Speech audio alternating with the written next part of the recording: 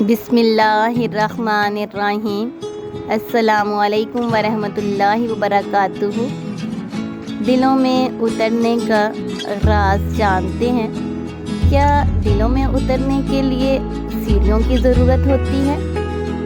نہیں، بالکل بھی نہیں۔ دلوں میں اترنے کے لیے سیڑھیوں کی نہیں، اچھے الفاظ اور اچھے اخلاق کی ضرورت ہوتی ہے۔ دل ایک باغ کی طرح ہے، اس میں محبت بھی اگتی ہے، نفرت بھی، ڈر بھی، رضا بھی اور ناراضی بھی اگتی ہے۔ یہ ہم پر منحصر ہے کہ ہم کیسا بیج بوتے ہیں۔ دل خوبصورت ہونا چاہیے، چہرے پر رونق خود بخود آ جاتی ہے۔